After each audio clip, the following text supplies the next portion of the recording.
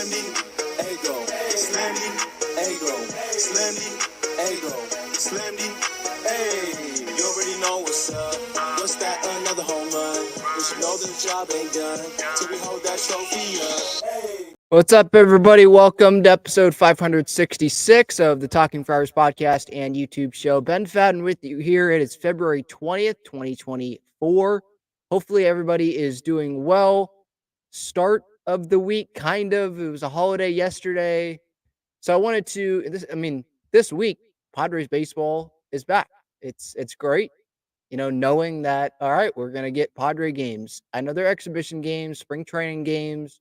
Some of the big players are not going to be playing in these games, or they're going to be, having an at bat, a couple at bats, not going to be seeing too much. Ohtani and Yamamoto, they're not going to be playing the Padres on Thursday in Peoria. So it's not obviously full Padres baseball is back, but having just baseball games being televised and, even if it's not televised, being able to listen to it on the radio and even going into this week or just today, seeing the images and the videos at Peoria of Iriarte throwing against Graham Pauley. I just saw that. And Fernando Tatis Jr. hitting a bomb off of Robert Suarez. Kind of weird, like who should be we rooting for? Who should we? Can I talk? Who should we be rooting for in those scenarios? But just seeing baseball is back, it's a great thing. And so this week, before those exhibition games started, I wanted to get into a roster projection. What I did this last year, I think I did a few of them leading up to opening day.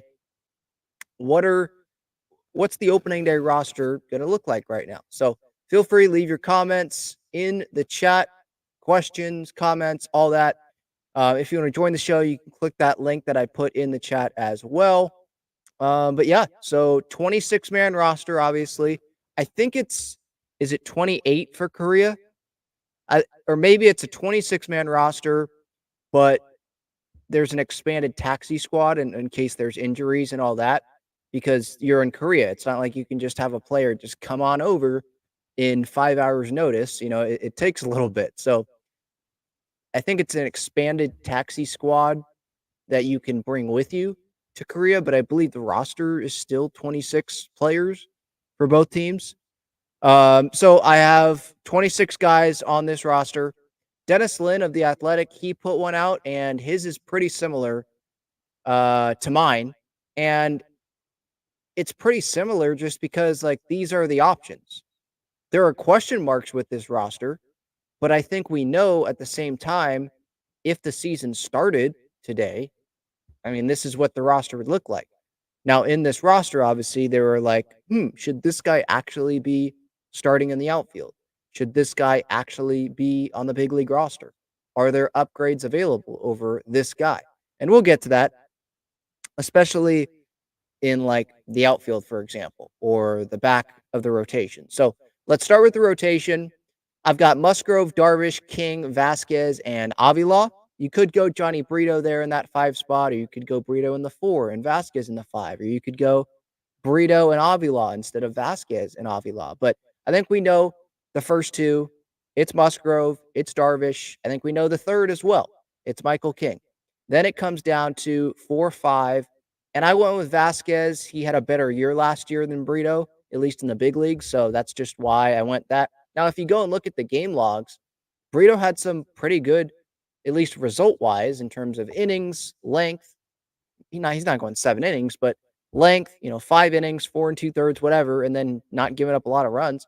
I thought he did pretty good, it looked like, just looking at the box scores. And that doesn't tell you everything, but just looking at that, it seemed like he did pretty good at the big league level for the Yankees last year. So I really thought about having Brito in here, but I'm familiar with Avila. I know that he has started, and I've seen that in a Padres uniform, so that's probably why I'm a little biased there.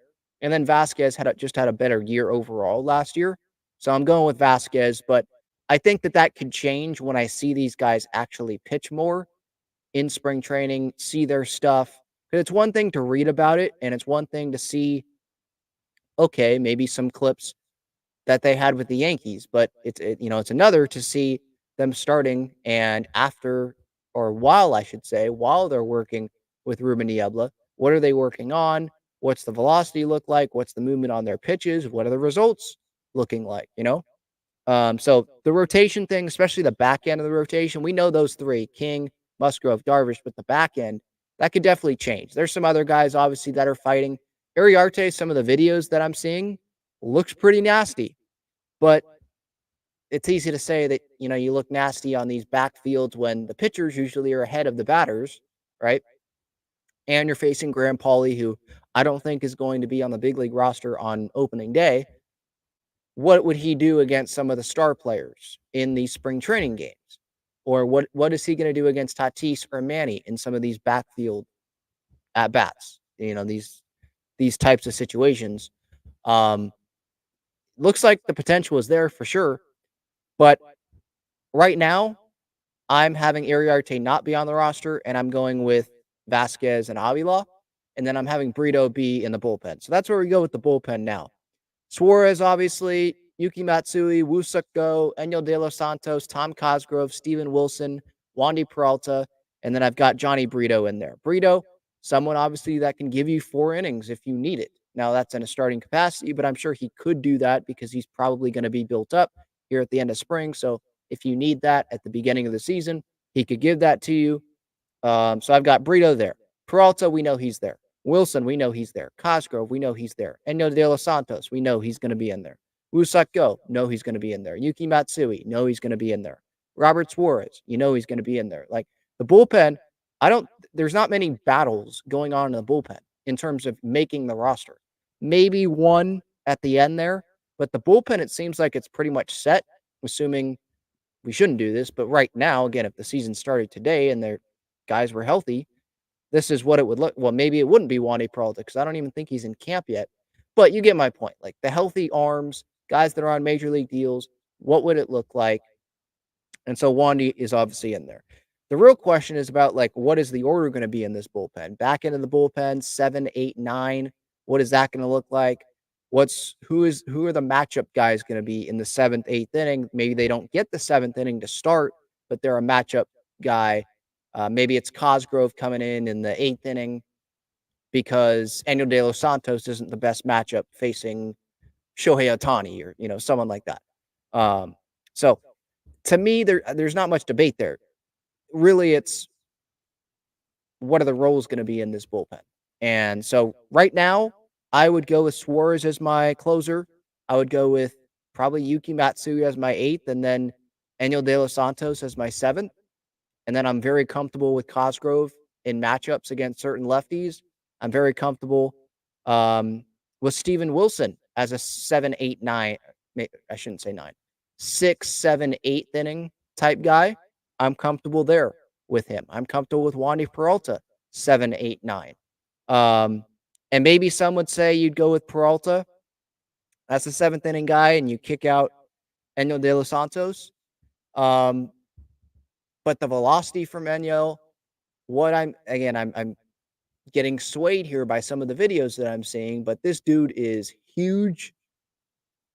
He just looks like someone that should be pitching in these high leverage situations. So this is kind of an early, obviously it's early. Haven't had a spring training game yet. But for me, this is definitely something that could change. Some of the names here, or maybe not some of the names, but the roles within the bullpen, that definitely could change for me. But I think the group, the arms in this bullpen, I think we know pretty much who those are going to be. So that's that. Rotation, bullpen done. Catchers, I think we know that as well. Campy and Higgy, Luis Camposano, Kyle Higashioka. They acquired Kyle Higashioka, obviously, to be on the big league roster. Luis Camposano, in terms of the bat, like he's the option there. He's better than Kyle Higashioka. And they want Luis Camposano to take another step forward and give him another year to be a starting catcher and really take on that role. Because remember, Gary Sanchez came in and he played really well. And then, so they were kind of splitting time there, and the other would DH when they weren't being the starting catcher. Then Camposano, or I should say, Camposano was hurt. That's why Gary was getting a lot of playing time. Then Camposano came back. They were sharing playing time. And then Gary gets hurt, and Camposano, I believe he was playing at the end there. And Brett Sullivan obviously was on the roster. Brett Sullivan, he would be the starting catcher in El Paso, I would think. If there's an injury, then they'll have Brett Sullivan come up and be the backup catcher. But I don't think you carry 3 catchers on this team. I mean, maybe you do if you don't want, let's say, like Oscar Mercado as your 5th outfielder and you're fine running with 4. Or maybe you have Matthew Batten not be on the roster and you'll have Eggy Rosario be on the roster. And you say, well, we like that bat more than Matthew Batten. Maybe he could DH if you need it. So you don't carry the 3, because you carry the 3 catchers usually, right? Teams carry the 3 catchers because they want one of the catchers to be that DH guy. You don't carry 3 catchers most of the time with 2 of them being more not offense guys, right? Higashioka's not an offensive catcher. Brett Sullivan's not an offensive catcher, right? Camposano's that, and he's starting.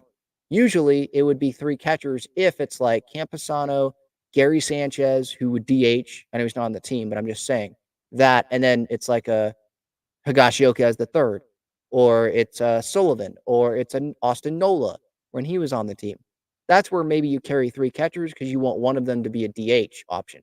But here, when it's Campy, Higgy, and then Brett Sullivan, I don't think that's best for the Padres to carry 3 catchers there. So I have 2 with Luis Camposano and Kyle Higashioka. On the infield, obviously Manny, Kim, Bogarts, Cronenworth. That's your infield from 3rd to 1st, obviously assuming that everyone is healthy. And it seems like Manny is on track to play 3rd base on opening day. But obviously, that's as of now on February 20th. And so we still got a month to go. And so things could change on that progression. We'll see when Manny gets into games at 3rd base. Because I think right now where he is at is he is throwing, but he's not throwing consistently, at least from 3rd to 1st. I don't think he's doing that. So it's going to be a buildup. It's going to be a process. But obviously, Manny, Kim, Bogarts, Cronenworth, and then I've got Batten and Rosario. Because what are the other options? Nathan Martorella. I mean, he was initially not even on the spring training non-roster invitee, right? Graham Pauley, that's an option as well over Eggy Rosario or Matthew Batten. But is he going to be ready? I think it's probably going to be dictated on how is he doing against the big league pitchers on the backfields. How is he going to be doing in these spring training games? Because he's definitely going to get an opportunity there, especially early in spring when Cronenworth and Manny, especially with Manny, because Kim's going to be playing short. Bogarts, they're going to want him to get reps at 2nd. That opens up 3rd base to go to someone like Graham Pauley, who can get those reps, or maybe you want those reps. Maybe they want those reps to go to Edgar Rosario, Matthew Batten, but there will be reps. There's going to be some split squad days, I believe. Backfield games, obviously. He'll get a chance when Cronenworth's not playing first base, and he exits early. Who's going to be at there? They'll put Martorella there. Paulie probably would get some reps there. So you're going to get an opportunity. There's also the DH spot as well if you can't find time for him in the field to get more at bats. So we'll see. I don't think Paulie's making it. I think that they just go with guys that have been at the big league level. Batten and Rosario, they can play multiple positions on the infield. I think that's probably the best bet as of now. But things obviously could change. There could be some players that have a great spring training. There's Tucupita Marcano, although he is not fully ready to go for exhibition games. So that might be more of an El Paso guy. There's Tyler Wade. Let's not forget about him. I did in the middle of the offseason. I was like, oh, yeah, we have Tyler Wade. Former big leaguer, Yankee, Angel, maybe with the A's, I want to say, for a little bit. He's in big league camp. There's Mason McCoy. So there's guys. I think Tyler Wade would make the roster if Batten, Rosario, one of them gets hurt and they want to go with Batten and Wade, or they want to go with Wade and Rosario, and the other gets hurt, and Paulie and Martorella aren't ready to go. They don't even sign someone like a Garrett Cooper. They don't make any Brandon Belt. They don't make any addition there for another a DH bat, first base bat. They don't do any of that. But as of now, I'm just going to go with the safe bet of Rosario and Batten, and then the other guys will have to prove it. those that have not been at the big league level, or guys that have been at the big league level, but they were signed to minor league deals with the Padres, like a Tyler Wade. And we'll see how they do. Outfield, I've got Fernando Tatis Jr., obviously, in right. I've got Jurickson Profar in left and Jackson Merrill in center field. And Azokar on the bench. I've got Oscar Mercado on the bench as well. Again, like if you go look at Dennis Lynn's roster projection, it's around the same. It's pretty much the same names, just because it's hard to go with different names right now. Just because there are names that you could go with, but you're going to go with those names over Oscar Mercado. Like, am I going to go with Tersa Ornelas? I'm going to go with Cal Mitchell, Bryce Johnson. I'm going to go with those names over Oscar Mercado. Like, no, I'm not. I mean, I could go with Jacob. Jacob Marcy is obviously a name up for debate, but I don't think it's going to be Marcy and Merrill making it, because I think that the Padres want playing time for both of them. And to get playing time for both of them at the big league level, it would have to be Profar not playing. It would have to be Marcy in center, Merrill in left. It could happen if both guys ball out, but what's the probability of both guys playing really well in spring training? I don't know. Profar, he's played at the big league level lots of years. He had a good 2022 in left field with the Padres. Maybe they just go with that.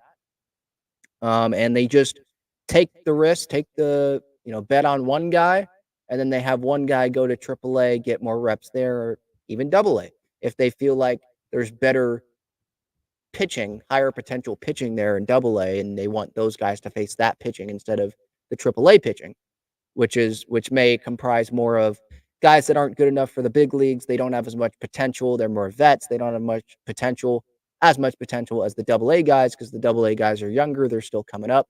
They're top prospects in other farm systems, right? So yeah, for me, obviously Tatis is on the roster.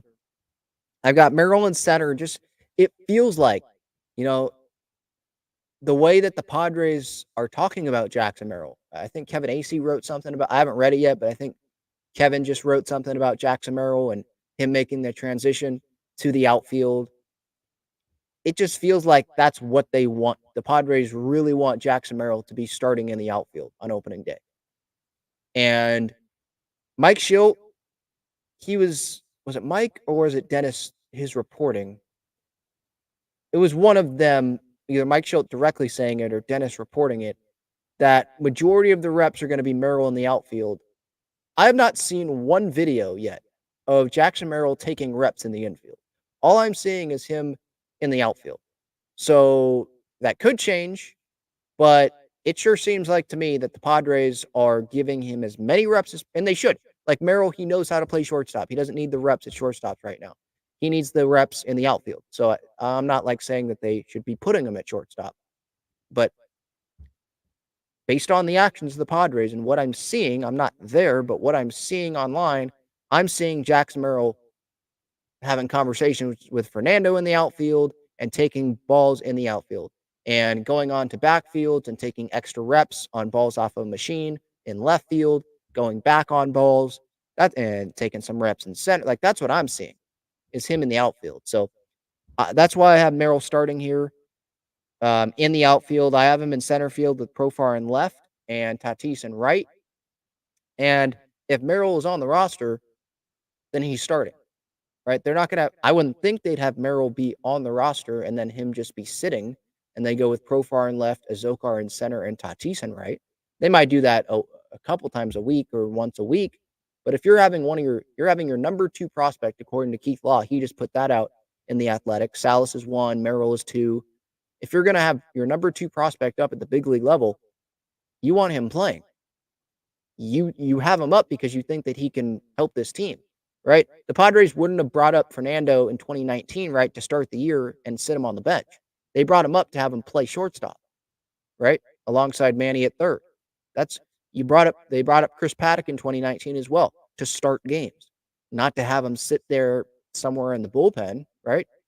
So right now, based on things that I'm reading, looking at Dennis's roster projection, he has Merrill on here. First name listed, Jackson Merrill. He has Merrill, Azokar, Tatis, Profar, and Mercado. Same thing that I have The other names, non-roster invitees, Robert Perez Jr., Jacob Marcy, Cal Mitchell, Bryce Johnson, Terso Ornelas. I'm not like super convinced in any of these guys. Like Cal Mitchell, like Bryce Johnson, those are like El Paso guys. Trace Thompson in past years, Nomar Mazara. Those are just AAA guys. You put them there and you see what happens. If they make the opening day roster, it's probably because there wasn't great performances from other guys and those guys balled out, right? And sometimes you ball out in spring training and you're still on El Paso and you come up at the end of April, let's say, and then you get a couple weeks and then you're done. That's like those guys.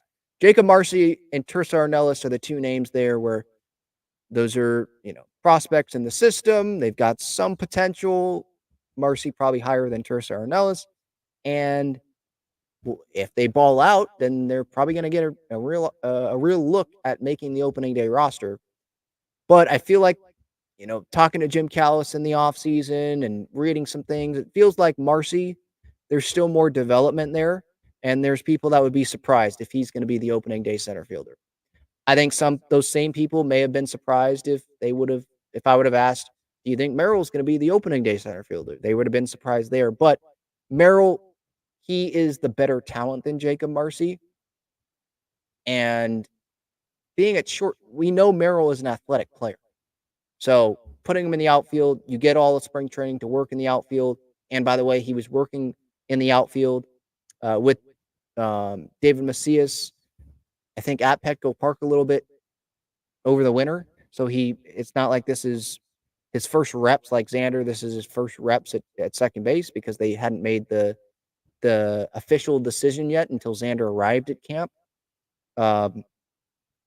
Merrill's getting reps, and he's still transitioning, but I feel like every day he's going to be getting more comfortable there. So yeah, that's what I've got. I think Marcy probably going to be some more time in the minor leagues, could use some more seasoning. We know Profar is going to be up. We know Tatis is going to be there. And it feels like we know Azokar is going to be there, at least as the fifth outfielder at worst. But as of now, I have Mercado as the fifth outfielder because the Padres haven't signed another one. Now, this first roster projection, this is going to change. The outfield is going to change, I would imagine, by the time I do my third, or I don't know how many I'm going to do.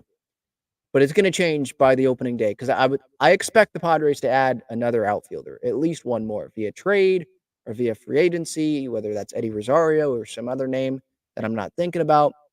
I don't think Tommy Pham's coming here, but who knows? We know that Tommy likes the Padres. There was a report that Tommy wants to come to the Padres. We know Preller likes Tommy Pham. There's a good relationship there. So never say never on that, I guess.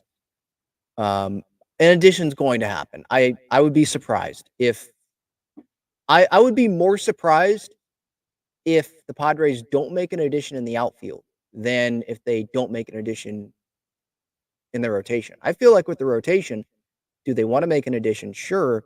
But I feel like they're okay with running with Vasquez and Brito and Avila, and you just try it. Those guys, 4 or 5 starters, and you just try it. I feel like with the outfield, though, they got to make at least another addition, right? Rotation, at least there's the names there. There's the potential. There's the young arms there, right? That you could be seeing in these spring training games like, interesting. Yeah, maybe give them a look at the big league level. But with the outfield, I'm just not really seeing that. I'm seeing Marcy, needs more time, at least from people that are smarter than me, that know what they're talking about there, needs more time. Okay.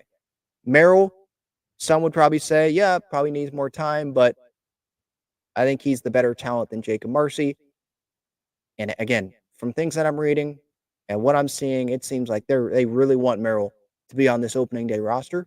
So I have Merrill on the roster. But like Ornelas, like there's not I don't see it, at least. I don't see people raving about Tersa Ornelas and like, oh yeah, opening day roster push, here we go. I know the exhibition games haven't started yet and things can change, but I just haven't seen that in the same way of Jackson Merrill. And same thing with Marcy. Marcy compared to Merrill.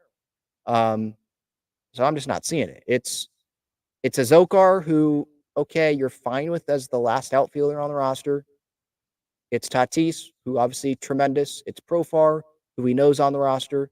And then it's question marks of, okay, so who are the remaining guys that are going to make this?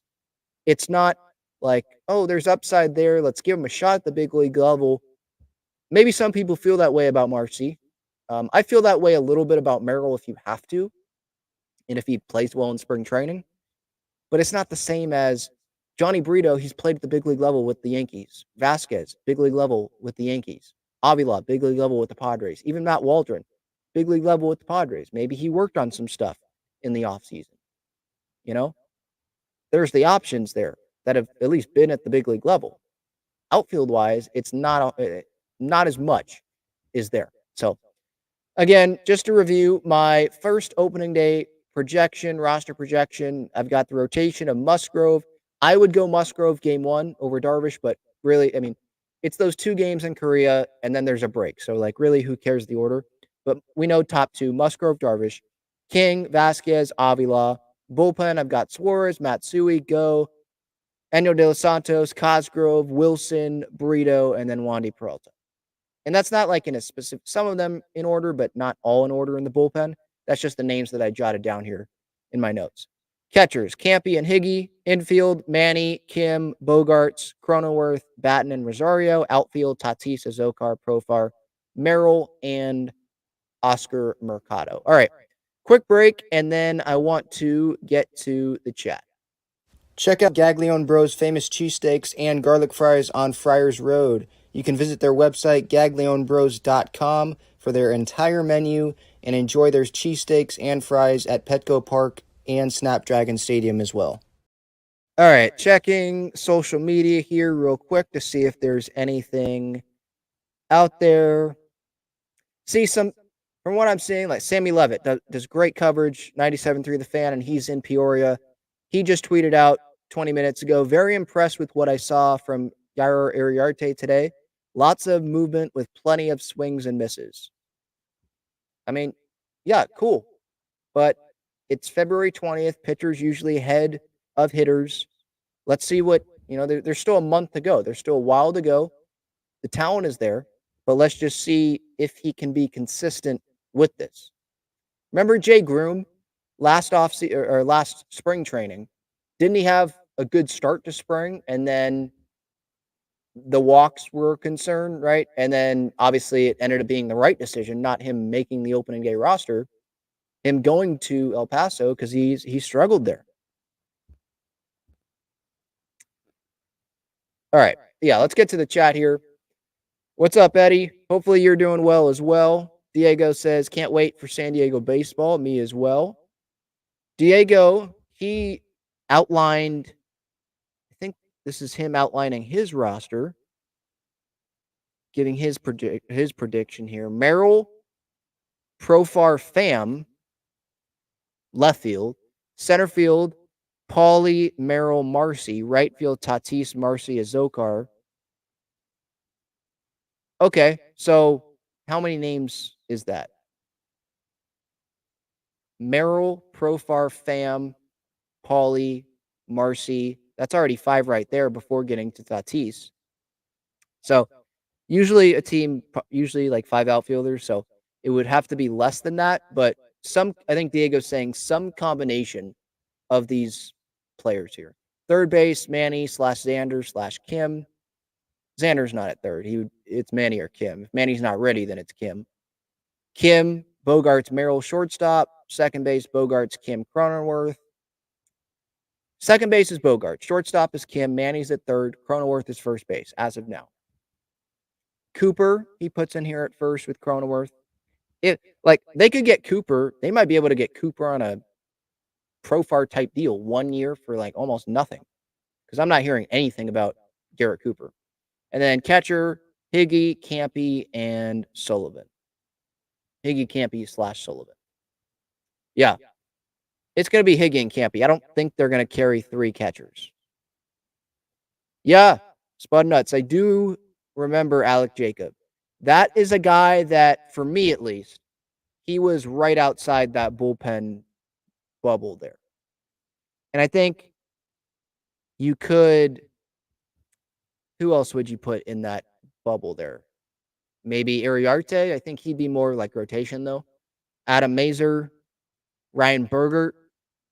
Those are just some of the names alongside Alec Jacob that I immediately think about. Daniel Camarena, that's not someone that I'm putting in that group. I don't think he's going to have a real shot. Drew Carlton, Kevin Kopps, had him on the show. Luis Patino, Adrian Morahone, those are some names there. Yeah, Sean Reynolds, who they got back in that Ryan Weathers deal, I believe, last year. These are some of the names that Dennis has in his roster projection, others on the 40-man. Yeah, Morahone is definitely someone that I would put right outside Alec Jacob, Luis Patino. Those are the main three right there. Iriarte, maybe. He'd probably be like the fourth, although he's more rotation, like I just said. I think he probably will use some more time at AA or AAA. Yeah, Eggy can play almost anywhere. Eggy Rosario. As of now, I have him making the roster. Mark says outfield Profar, Zokar, Tatis.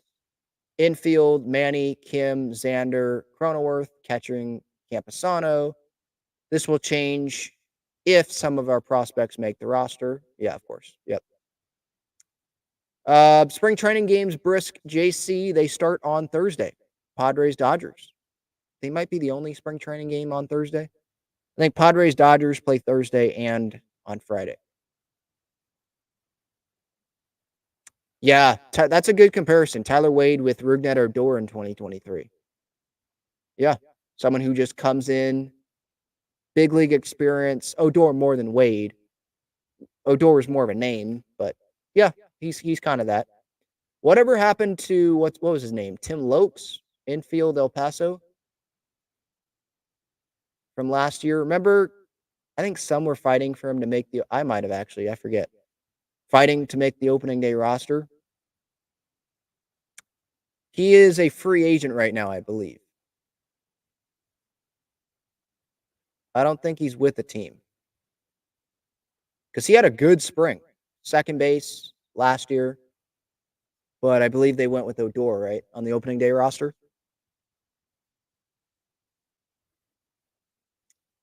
Gonzalo says, why not much talk on $1 million prospect Tercer Ornelas? He had a great year in AA, good stint in AAA. Had 2 great winter ball seasons, should be rookie outfield front runner. I don't know about front. He's in the mix for sure.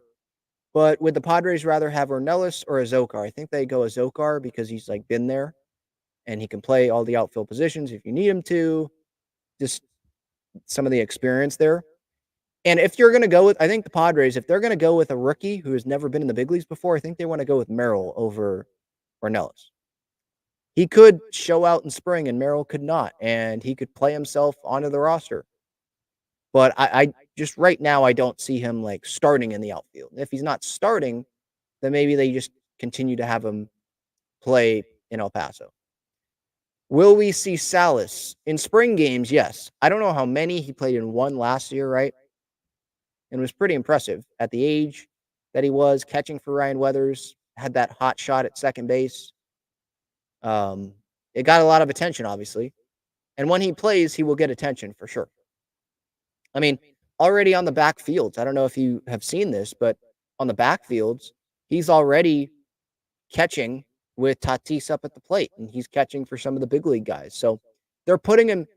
We may not see him in the Peoria games, like in the big stadium games, but he's going to get more and more experience in those backfield games, especially early in spring here, when you don't want to have the catchers catching for all of these guys because you don't want to run them into the ground in spring training, especially with someone like Camposano and Kyle Higashioka. Because if an injury happens, then those guys are going to be playing almost every day at the big league level. So, yeah, I mean, having Salas get this experience at big league camp, I think this is going to be really good for him. But to answer that, yeah, we will see Salas, but not at the big league level. We'll see him in probably a little more games in spring training, Cactus League games. But we're already seeing him get that experience catching for big leaguers on backfields. Mark says, I'd love to see a Marcy, Merrill, and Tatis outfield. Probably it would be Marcy in center, right? With Merrill in left. I just think Marcy's more like only a center fielder, right? Where Merrill can play left, he can play center.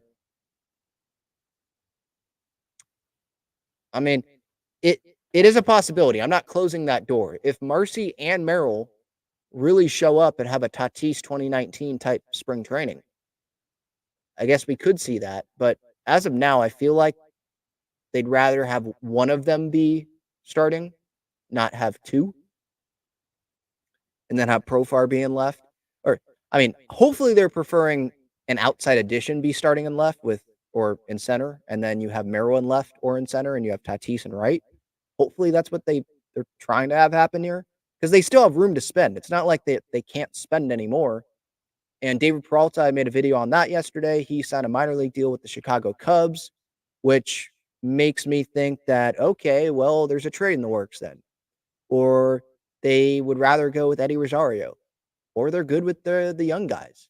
And I think it's more they're good with the young guys or a trade's in the works. Because wouldn't they just give a minor league deal to David Peralta if they wanted to go get a free agent outside addition? Or maybe Peralta would rather would go to the Cubs on a minor league deal than the Padres on a minor league deal. If you're the Padres, why wouldn't you just give Peralta $1 million big league deal like Profar? That doesn't hurt, right? It's $1 million, a guy that can play left field. I don't think that would hurt. Like they still have room to spend here. Not a lot, but like Bellinger's not walking through that door, but they still have room. So hopefully it's an outside addition, and then it's Tatis, and then it's Merrill if he shows up big in spring. Yuki says, or his username is Yuki Matsui. Tatis should play shortstop. Hassan Kim should play second. Bogart should play first. I think there's a good portion of the Padres fan base that agrees that, yeah, Bogart should probably be playing first base.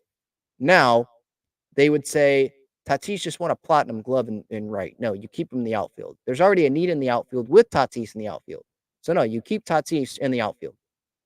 And then, okay, Kim at short, Cronenworth at second base with Bogarts at first.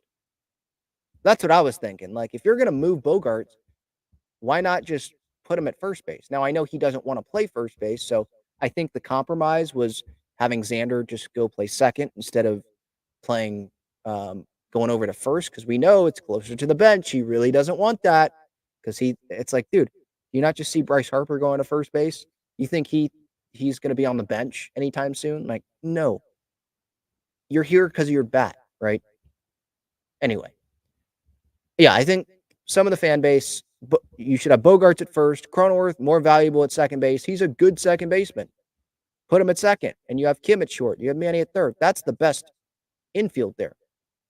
Bogarts can transition to first, but the Padres know Bogarts doesn't want to go to first base, especially going into year 2 of this big, long contract. They still got him for a decade. So I think they made a compromise there, and maybe sometime down the line, 4 years down the road, maybe Bogarts will be like, all right, I'll go to first. Or maybe it's going to be Bogarts at second, and it's going to be Manny at first. 6 years down the road, long way down. Because I still think Manny has years left at third base. Like, I'm not saying I'm seeing this a lot in the fan base, but for anyone that may have that thought, like, why not put Manny at first? That's going to be years down the road when the Padres even think about that. Like, I am not giving up on Manny. He's one of the best defensive third basemen, one of the best defensive infielders in baseball when he is healthy. 2022 was not that long ago. It feels like it was a very long time ago, but it wasn't. And last year he had injuries, down year.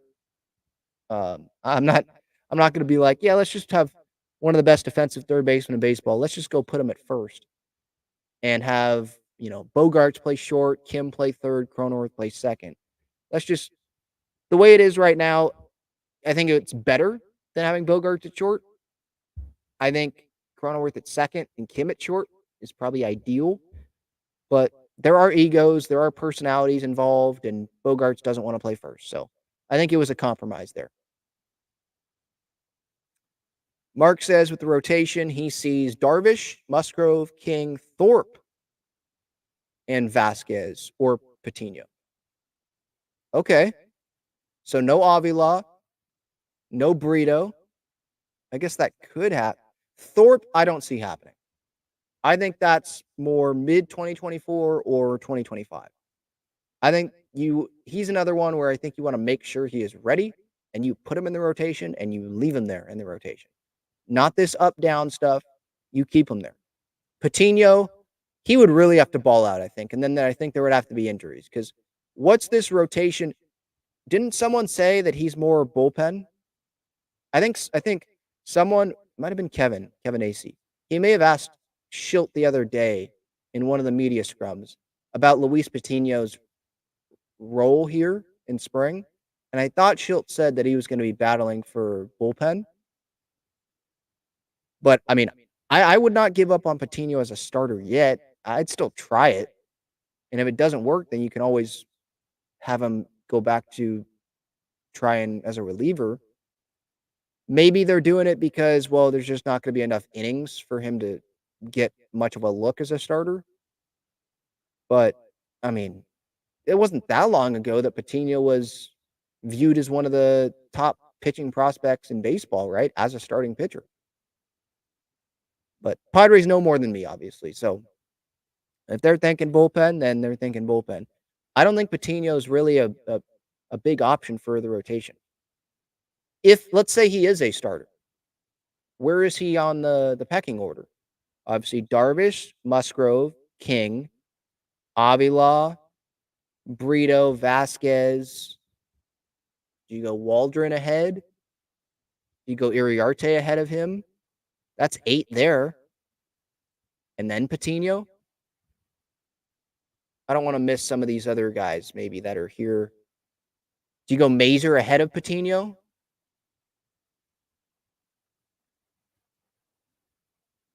Glenn Otto? I don't know if you put Glenn Otto ahead. Jay Groom, like he's down there.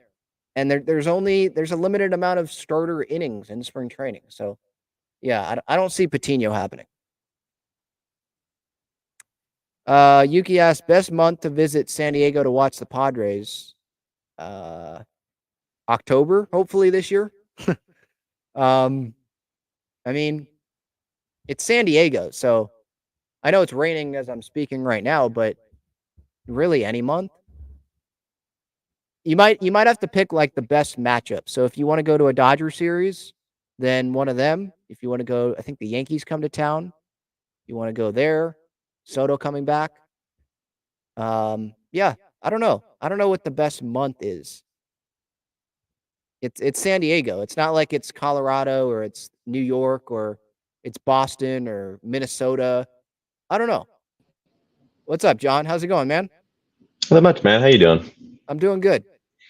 I gotta say the best month to visit San Diego is July and early August. Okay.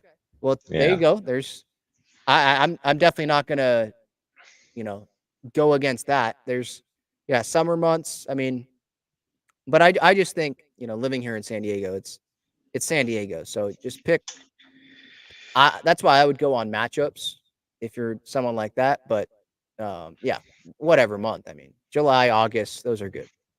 yeah. I think also July. July, August for a lot of teams. That's kind of like the playoffs pictures start to kind of like come Yeah. into the fold, right? And if the Padres are in it, I mean, or I mean, even if the away team, say the Cubs are in it or Diamondbacks or something like that, and there's a series. I mean, come out. We'll take your money, absolutely. So Yeah. I mean, but I will say if you really want a great experience, i.e. the San Diego sunshine, you got to sit on that first base line, just get all that Yeah. sun, you know. Oh man, those Sunday. I mean, I'm in 309, and those Sunday games can get pretty hot. Yeah. But Yeah, yeah, yeah. you'll definitely, if you're looking for sun, yeah, you'll get it. Yeah, definitely. I wanted to come on because I saw Brito or all the starting rotation stuff, and I'm curious where you think about Avila in this discussion because I feel like he was a good addition for the Padres. Cheap guy, can really meet the moment. Had some critical games where he was just kind of showing up. Obviously he wasn't the best, but he was definitely worth taking a bigger look into. I feel like as that fourth or fifth starter. Yeah. He's definitely gonna get a shot. while you're talking, I was thinking, because I totally forgot about this and I should have brought it up, but in 2023, it wasn't his numbers better as a reliever than as a starter when he was at the big league level. He's Yeah, not making the bullpen. I'm not. Well, maybe he would as like maybe him over Brito for the last bullpen spot as a long man, and they have. But I don't think they'd have Brito in the would they have Brito and Brito or Vasquez in the minors? I think both are on the big league roster. I- So I feel like for him, it's you make it as a starter or you're in El Paso as a starter. But as a reliever, I mean, he was better. So I don't know if that was just a short sample size 2023 thing. Um, I think they need the arms. They need the looks at as many guys as possible as rotation guys. So that's why Avila is going to be as a starter. But yeah, that thought again popped into my head. Like, wasn't he? Is he more comfortable as a reliever than a starter? Maybe they can get the confidence back in him as a starter. I don't know. yeah, I don't know. I mean, I know that he's just. I remember when we came up, he was just, he was like a double A guy or something like that, and he was just.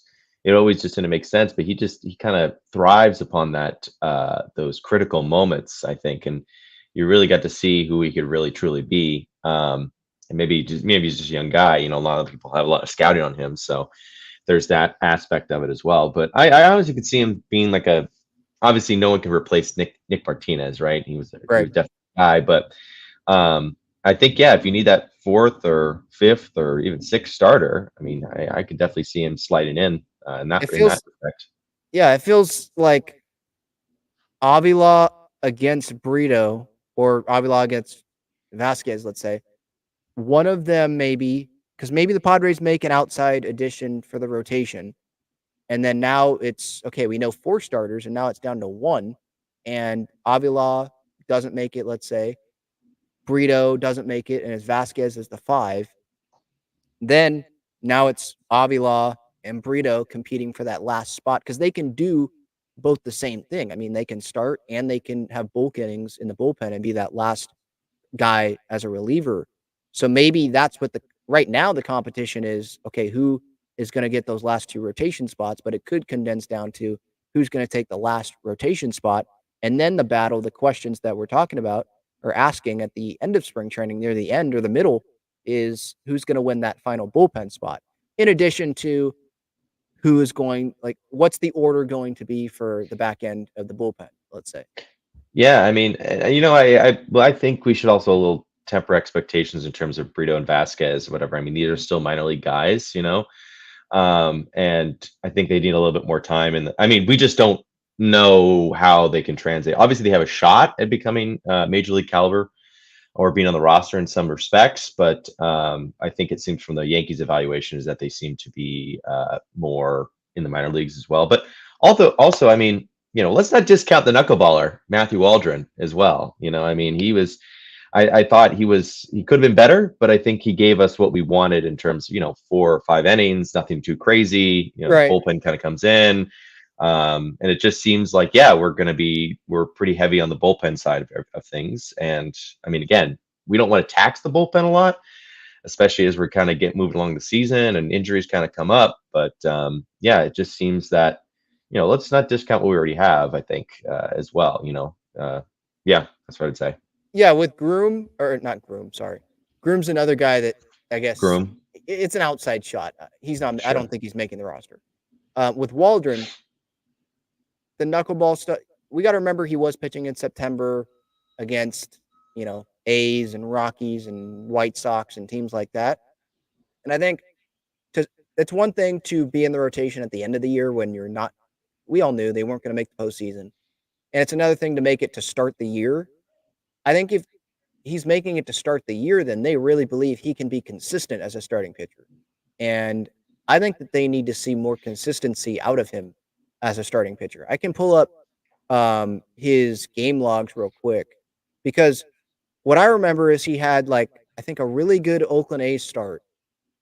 And Yeah. it's the A's, but Yeah. it was still like impressive because it was like okay compared to his other outings, it was a step forward. I mean, so September 4th, for example, against the Phillies, 4 and 2/3 innings, and he gave up 8 hits and 3 runs. 5 innings against Houston, at Houston, gave up 4 runs.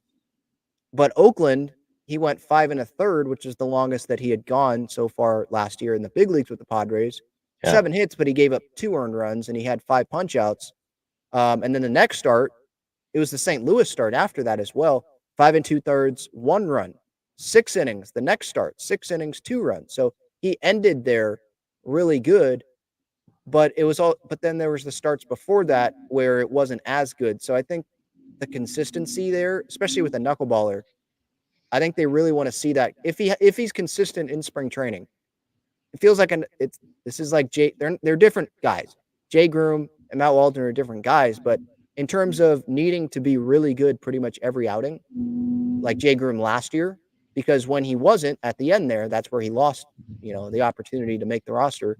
With Waldron and the competition that he has, I feel like he's that one of the guys that needs to be like perfect in the outings that he does get in spring training. He just feels like an El Paso guy to me. A lot of these guys feel like El Paso guys to me. I hate to say it, Or they should be, but they're not going to be because of the situation. Yeah, I mean, in an ideal world, we could just use one more year with these guys, in the minor leagues, and just let them rake, let them have that consistency, let them have that time, and then maybe bring them up every once in a while, But it just seems like, we're kind of, I don't want to say we're rushing, but we're rushing certain guys in order to come up to the big league roster. And it's all a wait and see thing. I think the last time we talked, it was more of like a lot of questions, no answers. Mm-hmm. We'll see what happens this year, honestly, at this point. Yeah, they need to sign a guy. Gosh darn, where not even rumors, nothing. I mean, it's silence across the board. David Peralta $1 million for a major league deal. I know people were like, "Oh, I didn't have a good year last year. Maybe the Padres didn't give him it because he's not that good." Well, maybe I'm biased towards remembering him raking off the Padres with the Diamondbacks, but I would still take David. I mean, look at the year Profar had last year, and they gave him $1 million. I know he's more versatile than Peralta, but they couldn't do that for Peralta. I wonder who they have to have their eyes set on somebody because they're not. You can't go into the season with this outfield. Yeah, because if you do, like right now, if they don't make any additions, they're banking on Merrill having a really good spring training, so they can say, "Yep, Merrill, he has played himself onto the roster." Or they're doing the same thing with Jacob Marcy. Yep, Marcy has played himself onto the roster. Well, what if they don't? And then you still want to force Merrill onto the roster or force Marcy onto the roster? Or if you don't, then your outfield is Profar, Zokar, Tatis, and then Mercado's now the 4th outfielder. And then Ornelas is the 5th. Because you don't want those guys, you don't want Marcy and Merrill coming up and being bench outfielders if they don't show that they're ready in spring training. So I believe the talent, we're going to see the talent in these games, but it just feels like the Padres, they are planning on Merrill being a starting outfielder, and I don't know if that's the best thing right now. Yeah, I know. It seems to put, I mean, obviously these guys aren't new to pressure, but it definitely does seem like it's a lot to put on Jackson Merrill. The same kind of pressure we're putting on Tatis when he was moving to right field, new position, how are you going to adjust, right? Like, I know you're very athletic, but it's a new situation. And I would argue, I mean, I imagine a lot of Padres fans felt after a couple games of Tatis kind of misreading stuff in the outfield, it definitely kind of felt like, oh man, we're really going to do this right now. And I think I would argue as well that, Tatis, while he did win the Platinum Glove, which, I mean, all props to him. I mean, that's incredible. He definitely made some, I'd say rookie mistakes in terms of, I guess just fielding the ball correct. Cutoffs. Yeah, exactly. Cutoffs. And I remember that, like, that was him in Arizona beginning of the year. And then at the end, we knew it was a lot better. And he was throwing guys out at the plate. Yeah. He was hitting cutoffs, or if he wasn't hitting a cutoff, the cutoff didn't catch the ball. That's why. And it was just a one hopper right to third from right field. It was a bullet. Like, I thought he adjusted really well. And I think Merrill can do that, not to the level of Tatis, because Tatis is just different, but I think he can do that. I just think that, well, it's a little bit different because Tatis he had experience before the suspension. He had experience. He was taking balls in the outfield with Mike Schilt and working on that. Merrill he has like 5 games in the outfield, I think, in the minors. So I guess he was a little bit, but it wasn't to the degree. Maybe it was, but I'm not there looking at it in San Antonio where I was seeing it in San Diego. And it doesn't feel like it was to the degree of Tatis and the experience that he had, even going into making actually like the full official switch from short to the outfield. Yeah, I mean, again, it is a lot of pressure for Jackson Merrill. I mean, not only in the field, but also in the hitting department as well. I mean, we obviously, and this, I think this is just brings up a broader question of just like the bottom of the lineup in terms of where do we Yeah. go? I mean, aside from the outfield and the pitching problems that we kind of, or these holes that we have in our line or in our outfield, or excuse me, on the field, but yeah, what's going to happen after Jake Cronenworth in the 5th spot? What do we do? What do we do from there? Do we have Matthew Batten in there? Do we have other? I mean, do we have it just there's a lot of questions that we just don't have it's answers really to. like for me 1 through 6, and then after Camposano, what is it? Yeah, It's what is it? Yeah, Matthew Batten DHing if Manny's at third right now. Or Eggy Rosario DHing. It's yeah, and that's Profar. and that's if these guys hit. Now That's the if they. ideal thing is that Merrill hits really well, and it's a 2019 Tatis thing. You don't want to put pressure on him, so you put him at the bottom of the order. But then we're fine with Merrill in the lineup because he can hit. But right now, yeah, it's the bottom of the order. There's questions there for sure. Yeah, But and I mean, I have no doubt that these guys will do something, Mhm. and really perform. I mean, obviously they're. I feel like there's a talk about them kind of you have to meet the moment kind of thing. Yeah. But again, we'll wait and see. I actually have to go right now, but it's short but Yeah, sweet. go ahead. Yeah, thank you, John. I appreciate the time, man. Yeah, No problem. Have a good one. Okay. you too.